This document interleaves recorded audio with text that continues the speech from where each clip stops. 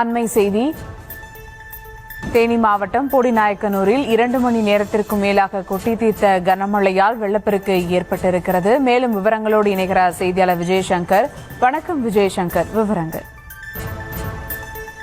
போடிநாயக்கனூரில் நீண்ட காலத்திற்கு பின்பு இன்று சுமார் 2 மணி நேரத்திற்கு மேலாக கனமழை பெய்து வருகிறது. தற்போது தொடர்ந்து பெய்து வரும் கனமழை காரணமாக நகர்ப்பகுதிகளில் மழை நீர் ஆற்று வெள்ளம் போல் பெருக்கெடுத்து ஓடுகிறது.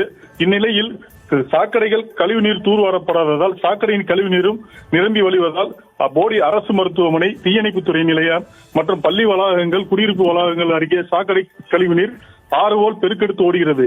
இதனால் வயதான முதியவர்கள் மற்றும் பள்ளி குழந்தைகள் மிகவும் சிரமத்திற்குள்ளாகின்றனர்.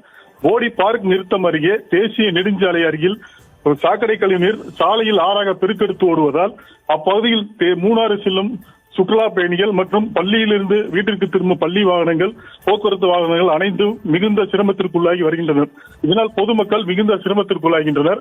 மேலும் கழிவுநீர் கால்வாய்களில் குப்பையில் கொட்டப்படுவதால் அது குப்பையில் தூர்வாரப்படாத நிலையில் சாக்கடை கழிவுநீர் அடைப்பட்டுள்ளதால் தற்போது மழை பெய்துள்ளதால் அந்த கழிவுகள் அனைத்தும் சாலையில் பெருக்கெடுத்து வருவதால் துர்நாற்றம் வீசி வருவதாகவும்.